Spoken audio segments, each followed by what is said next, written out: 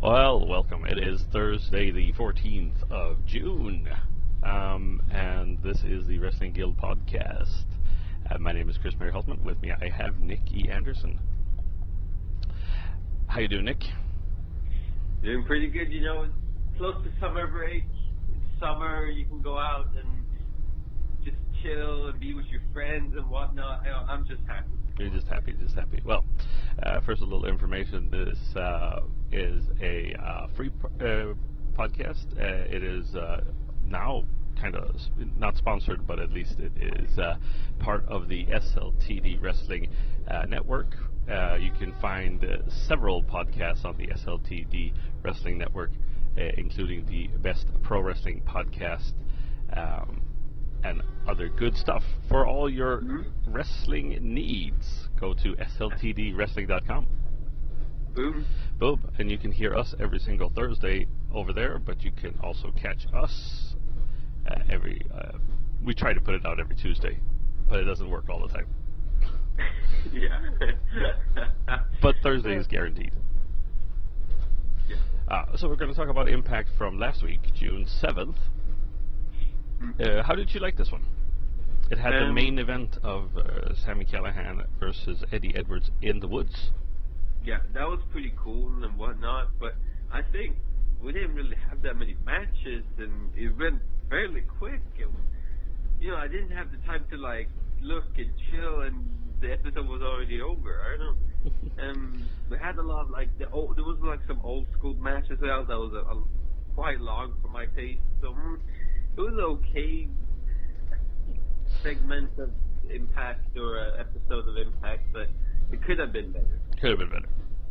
Well, it started off with a recap from Under Pressure, and then we started with Drago Aerostar versus ZNE for the Impact Tag Team Championships. How did you like this match? For this one, there was a good, like, the first match, the introduction match. It takes us into the good mood. It was cool, fast-paced, high-flying, definitely. Great performance from especially Andrew. I mean, he took the last, like, shot. And they worked pretty great. They worked pretty well together. I don't know. I like it. They have a good teamwork. Yeah, no. It was. I thought that this was probably the best match of the evening, apart from looking at maybe the fight in the woods, which was good in a different way. But this one definitely was the best. And I mean, they wrestled very well together. These four guys.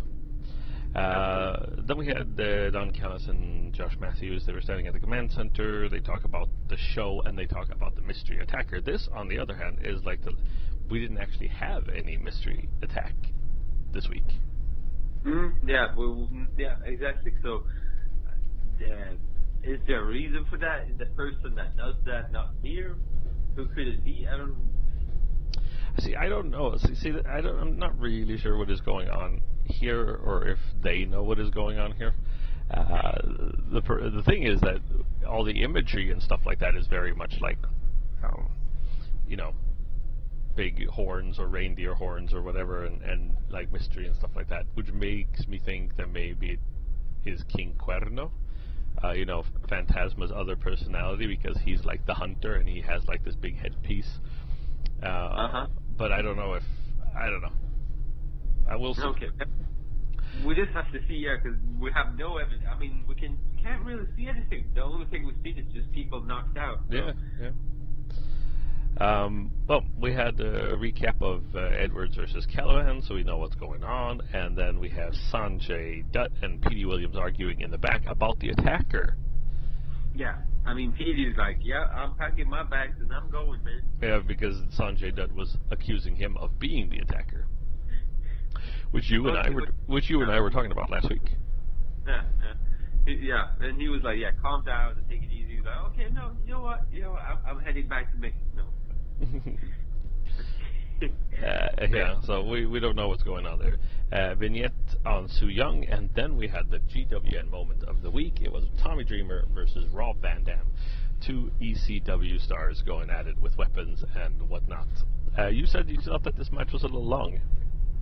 I mean, it was like, I think 15 minutes or whatnot. I mean, it's an old school match. I definitely love him. I really love him. You know, it's hard hitting and it was high flying to some extent. But like, you're taking 15 minutes from the episode when we only get an episode for, I mean, like every week you just get one. Mm-hmm. So I don't know, maybe 10. Maybe 10 is enough. Yeah, I think the problem was that this match wasn't violent enough. If they had wanted a real hardcore match, because that's what it was supposed to be, like a hardcore match, because they're both hardcore wrestlers, they should have definitely put something else in its place. One that was harder. I mean, Rob Van Dam is always good. Tommy Dreamer gets a little old watching sometimes. I mean, it was not his match against the Man Scout. Definitely, that was not what we got to see. But Rob Van Dam wins with the 5-star frog splash. And then we had the LAX in the clubhouse. Yeah, I mean... And a return. I think her name is Diamond? Diamante. Diamante, Diamond. Oh. Yeah, Diamante, she's back. But the thing is, she is like questioning this. I think his name is K-Dog? King Dog? King. K-Dog is Conan. That's what they call Conan. Okay. Oh, the King, yeah. See, she's not like trusting him. No, she doesn't trust him. But why? Did you have a past or whatnot? We'll just have to see. Yeah, we just have to see. That was really interesting. Yeah, so it becomes awkward when King comes in also. Then we have another. Actually, this one was also very good. Cult of Lee versus LAX. How did you like this? LAX is back on track, getting their wins back. I mean, Cult of Lee were sloppy, slow. They really didn't have any good moves here. I don't know if they were tired or whatnot, but yeah, it was like an easy match for LAX. They crushed them, really. Yes. So, for me, I enjoyed it. I mean, LAX crushing people, I'm totally in for that. So yeah. Yeah. And obviously they win. Yeah. I think this was just a way for LAX to kind of get back into their winning ways. Obviously, it's easiest to defeat the Cult of Lee, which they've wrestled before. But this actually was a lot longer match than I thought. This might have been the squash match, but this was really a long match. Which I like, because maybe like you say, I mean, we had a lot of action and it wasn't slow. And it makes you want to watch more, so they didn't get boring. So yeah. And then they win with a cutter combo kind of thing. Then we had Facts of Life with Eli Drake returning, and he decides that he's going to list the top 5 dummies in Impact. Did you agree with his list? Well, I couldn't. No, not really. I mean, I could see maybe Impact Management. That was one. Fans of Impact, okay, thank you for that, but okay. They were twice. They were on the list twice. They were on the list twice. And then we had Austin Aries for some reason. And we had Moose. Yes. Which, I mean, come on. But it was really funny. I mean, and he pressed the button and it's like, dummy, yeah, dummy, yeah. Oh, it was a good time. Good times. Moose comes out, and Moose says that he has the worst catchphrase in the world. They fight, and Drake comes out on top, actually, winning. And, yeah, then we have this little weird match. What did you say? The other match, the match after that. Yes. After that, we have a squash match. It's Rohit Raju versus Brian Cage. Not much to say. I mean, Rohit Raju got a little bit of steam in the beginning, but Cage easily defeats him and wins with Weapon X. I mean, was that like 45 seconds? Was that 30 seconds? It was something like But Matt Sydal comes out and says that I think he wants to form a team with Brian Cage. He says like, oh, that's become, I'll open your third eye. But Cage is not. He's not going to be part of that, and he hits Sydal with an F5. Yeah, I mean he gets wrecked, and that's what I like though. I mean Cage doesn't want to get like a team; he just wants to go like a lonely wolf and just destroy everyone. I like that. Yeah. Oh yeah, we have that interview, right? Yes, after that, after the Weapon X, we have, hang on a sec, looking through my notes here. Yes, an interview with Tessa Blanchard, who's angry with Madison Rayne, but Kiera Hogan comes in, shows up, and then they start fighting, but Blanchard comes out on top anyway. And then we have Moose, who's upset backstage. He wants Drake.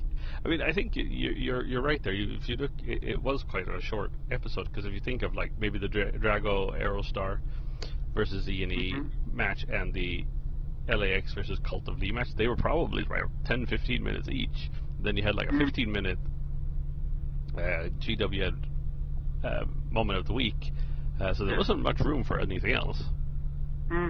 So I don't know, maybe, I mean, cut down on the talking. I mean, the primary thing that has to be in the episode is matches. I mean, obviously, I mean, I don't want to listen to people, I want to watch stuff. Well, then we had Eddie versus Sammy in the woods. So tell me, how did you like this? Tell me first, what was your impression of the actual, like, style, the filming style, all that? I mean, I think it was pretty intense. I mean, we are in the woods, and Eddie is not the normal Eddie we're used to. He's like this fired up Eddie that will kill someone if needed. He I think he broke into a car and took like a bat. No, I think that was his car actually. Oh, was it his car? Oh yeah. So yeah, he took a bat and then he goes at one after one, and then he finally comes to Sami Callihan, and they have like a fight, and it just goes bananas and haywire, and I think he stabs him in the, like, not stabs, but in his head or something. Yeah. Well, the thing was that I don't know why there was like a skull hanging around, but just laying there, because I mean it was like the skull of a cow maybe or something like that, and it was just laying in the woods. But I think the one thing that was kind of fun was that you had the rest of the rest of OVE there, and they were kind of like, they disappeared and they popped up kind of like a scary movie kind of stuff. So that was kind of cool. But and in the end, Eddie started carving up Sammy with that horn. Oh my days! Yeah, I mean, did you see that blood? There was blood everywhere. There was blood everywhere. So, and then Alicia Edwards and Tommy Dreamer come and interrupt, Sammy escapes. Yeah, and like Eddie's pissed, and his wife, it's over, calm down, and he's like, it's not over, pretty much. And then he hit, what was it, Tommy Dreamer? He hits Tommy Dreamer in the stomach with a bat. Yeah, so I mean, this guy is crazy. I mean, I love it. I love it. It's great. Yeah, and that's how we end the show, though. I mean, I would have liked maybe a match after that, but like you said, there wasn't really that much space left, so. No. It was what it was. It was what it was. So. That's how it is. That was the end, and we'll see what happens this week tonight. What we know is that at least it's going to be Matt Sydal versus Brian Cage for the X Division Championship. Will Brian Cage get his first loss against Matt Sydal, or will he become the new X Division champ? What do you think? What are your predictions? I mean, it's a hard. What do you think? Tell me. You say first. I don't know. I think that Matt Sydal has a good chance of winning this, just because he's Matt Sydal and he hasn't held the title that long. And I think if you're going to have somebody defeat Brian Cage, it might as well be him. Although I have a hard time seeing that he would defeat him through, through a shooting star press or whatever. I mean, he could maybe cheat in some way when the referee's not watching. That could work. But yeah, I mean, Matt's side out winning, I'm skeptical. But at the same time, they have to change the title and whatnot. And like you say, Matt hasn't had it for a while. Yeah, I mean, that could work, but I'm skeptical. I don't think it's going to happen. We'll see. Mm-hmm. We'll see. Well, Nick, that was the end of another show. Mm-hmm. Pleasure as always. What would you rate this? I mean, like a C plus. Mm-hmm. I mean, yeah. I think I can agree with you. I would give it a. I mean, I think I might give it a C actually, straight C. Because I mean, the thing is that there's good wrestling and there's good storytelling, but it's just like I wanted a little bit more. Absolutely, yeah. Quite a lot more, but okay, yeah. I mean, too many. I don't know if it's filling or what they're trying to fill the episode up or whatnot, but yeah, I don't know. Mm-hmm. I don't know either. Okay.